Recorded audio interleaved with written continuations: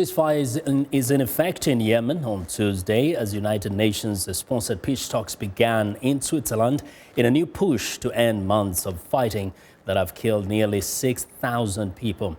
UN Secretary General Special Envoy Ismail al-Sheikh Ahmed announced today the start of a cessation of hostilities in Yemen, which he considers an initial first step towards building a lasting peace in the country. At this hour, army commanders say the truce appears to be largely holding, although Saudi state TV reported some 20 violations by the Iran-backed Houthis in the first hour of the ceasefire. Well, for the latest on the situation in Yemen, journalist Zaid al-Alaya'a joins me live from Sana'a. Zaid, welcome to Africa 54.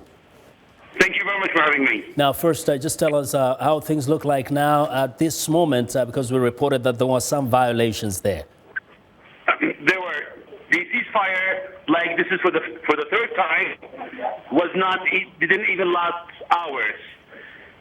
Like directly after the announcement of the ceasefire at 12 noon today, there were a number of strikes carried in Marib, Saada, Hajjah, Damar, and also internal clashes in Taiz, Marib, Shureija, Laht.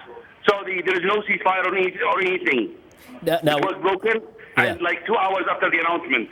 Now, we know that in many cases, even after a ceasefire has been announced, there could be sporadic fighting here and there. Do you get the sense that perhaps this is something that will perhaps cool down in a few hours and the country perhaps gets onto a real ceasefire? No, but what makes Yemen very complicated is the warring sides are not one against one or two against two. There are a number of actors in the whole battles or war or conflict, or call it whatever you want. There is military units loyal to Saleh, military units loyal to Hadi, popular committees loyal to Houthis, popular committees loyal to Hadi, tribesmen, militants, AKAP, ISIS. There are a number of actors.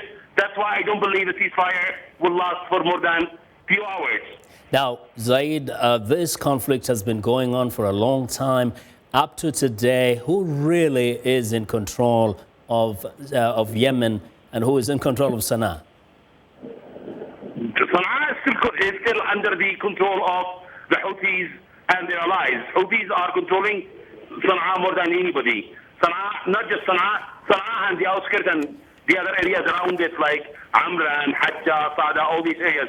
Most of the north, except for Taiz and Marib, most of the northern provinces, except for Marib and Taiz, are in the hands of the Houthis. How has life been so far in Yemen as a whole? I would say that the whole Yemen now is divided between Houthis, Saleh, and their allies, the so-called resistance, and also extremist groups, AKAP and ISIS. These are the three main important groups that are controlling the whole country. How is life like for the citizens of Yemen?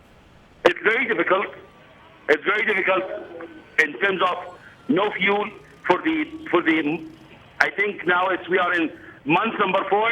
There is no electricity, not even one single minute. Large number of people were laid off from their jobs.